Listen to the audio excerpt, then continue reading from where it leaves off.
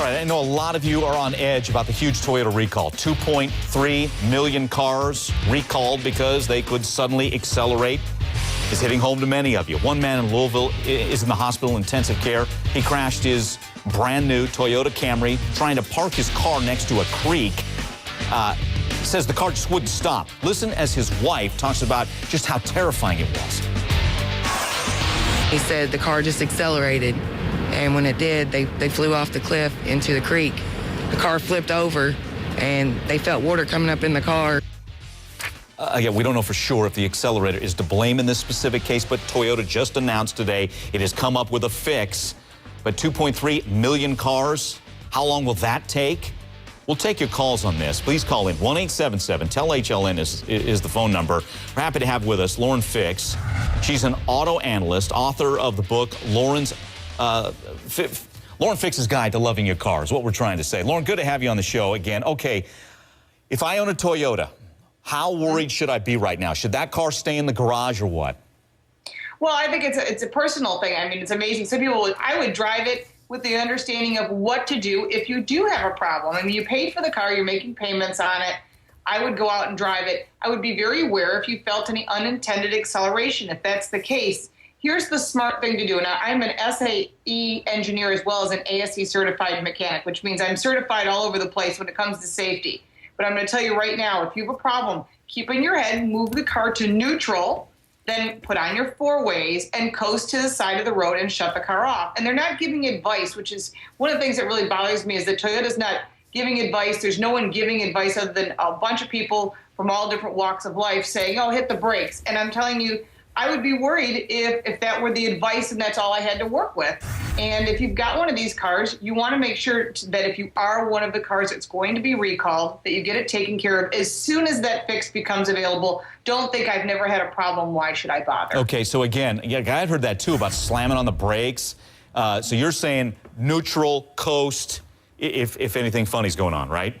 Right. Pull over to the side of the road, then shut the car off. Okay. I've heard all kinds of other advice, shut the car off, which is not good. You have no power steering and no power brakes. I've heard hit the brakes hard. You'd have to hit it 5 times harder than you usually would with the assumption that your brakes are in perfect condition. Okay. And if you've got an 05, that may not be the case. Okay. Let's talk about the logistical nightmare that Toyota's facing here. All the fixes. How long do you think it's going to take?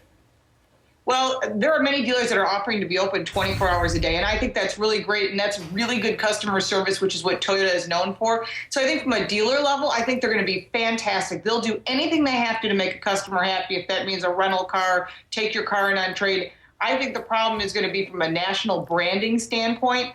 I've got a marketing degree, and one of the first things they teach you is brand equity. It's easier to keep an existing customer than to try and capture a new customer. Right. So I think it's going to be hard to capture some new customers.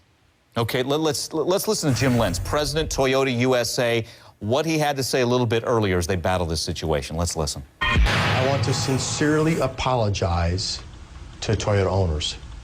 I know that our recalls have caused many of you concern, and for that, I am truly sorry. Toyota has always prided itself on building high-quality, durable cars that customers can depend on. And I know that we've let you down. Lauren, let's get your take. How has Toyota handled this? Were they on the front end of this? Are they being reactionary?